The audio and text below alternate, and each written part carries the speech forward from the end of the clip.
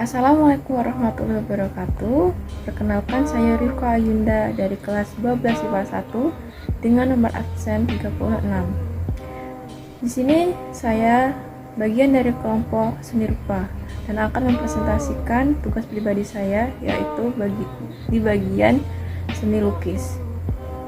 Sebelum itu, mari saya jelaskan apa itu seni lukis. Seni lukis merupakan seni yang memiliki pengertian yang dihasilkan seseorang pelukis untuk menggambarkan sesuatu di balik kuas dan kanvas. Tak semua orang dilahirkan memiliki bakat melukis, dan tak semua orang juga yang memiliki bakat melukis yang luar biasa mahir. Dibutuhkan suatu imajinasi luar biasa untuk menghasilkan lukisan yang sangat bagus yang mampu diapresiasi oleh para pecinta seni. Begitu banyaknya lukisan yang dihasilkan di seluruh penjuru dunia, saya akan menjelaskan beberapa aliran yang ada di seluruh dunia. Kita simak video penjelasannya. Pertama, budaya rupa zaman pencerahan atau Renaissance.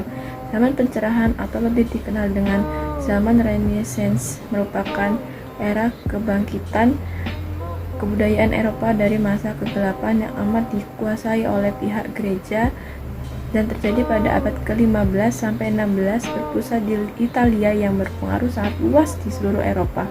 Di zaman ini, para manusia jenius dan seniman mendapatkan penghargaan yang luar biasa di mata masyarakat.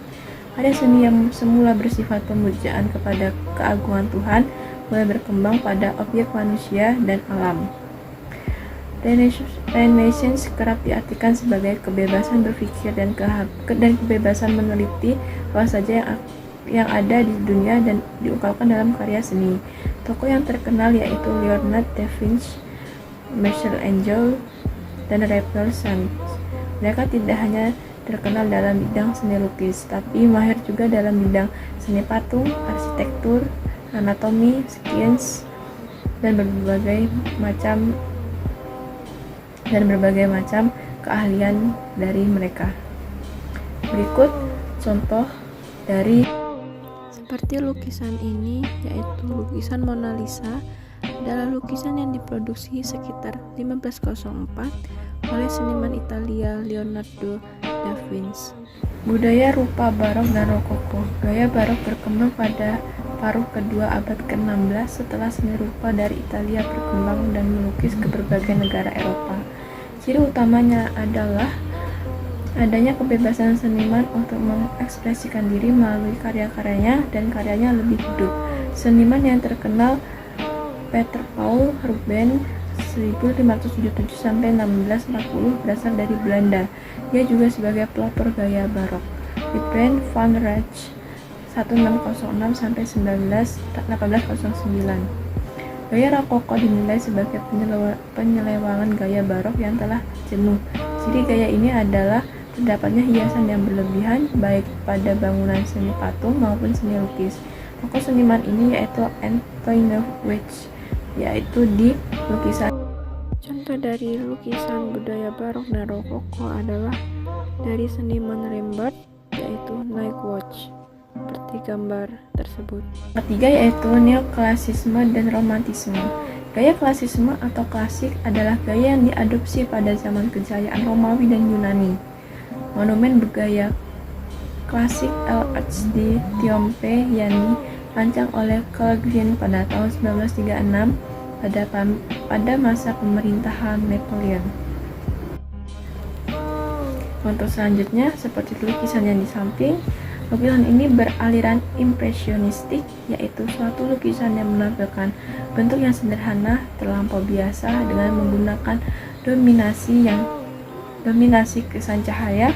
Seniman yang lain penganut paham ini yaitu seperti Edward Monet, Auguste Renoir, dan Camille Pissarro. Gaya ini berkembang pada masa itu seiring ditemukannya kamera untuk memotret. Abad ke-20 adalah Kubisme. Kubisme adalah aliran dalam seni rupa yang bertitik tolak dari penyederhanaan bentuk-bentuk alam secara geometris, kotak-kotak atau persegi. Pemahaman dimensi keempat sebagai adanya konsep ruang dan waktu dalam lukisan pada setiap Pada setiap sudut lukisan terlihat objek yang pecah-pecah dengan posisi waktu yang berbeda. Bagian dari ketiga dari abad ke-20 adalah abstrakisme, yaitu aliran yang menggambarkan objek alam secara tidak nyata atau tidak real. Wujud karya tidak menyerupai atau menyerupai alam, tetapi menampilkan bentuk fenomena yang unik dan artistik. Untuk garis bentuk dan warna tidak terbatas dan bentuk-bentuk yang ada di alam. Salah satunya perintis seni abstrak adalah Wassily Kandinsky. Untuk yang keempat dalam abad ke-20 adalah Dadaisme dan Surrealisme.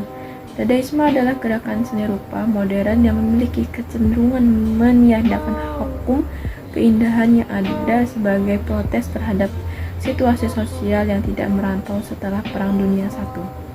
Ciri khas aliran Dadaisme adalah perpaduan berbagai lukisan, patung, atau barang tertentu dengan menambahkan unsur yang tidak lazim sebagai protes atau kesadaran sekitar yang tidak menentu. Sedangkan aliran surrealisme adalah penggambaran dunia fantasi psikologis yang diekspresikan secara verbal, tertulis maupun lisan. Ciri-ciri aliran ini adalah menggambarkan dunia mimpi, khayalan, dunia yang tidak mungkin, dunia mistik, horor, dan dunia tidak masuk akal atau absurd.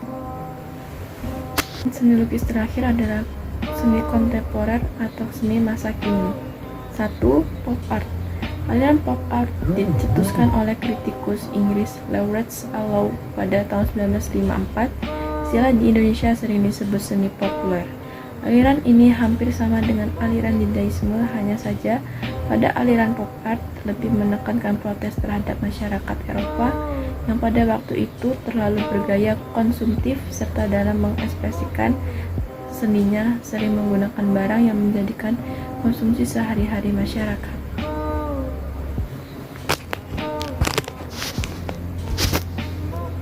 Untuk yang kedua adalah optic art. Optic art sering disebut dengan op art, merupakan aliran seni rupa yang memerlukan pemikiran yang rasional atau ketelitian dalam berkarya sehingga menunjukkan seni yang ekspresif dengan ciri pengolahan penipuan mata, garis, dan warna seolah-olah bergerak.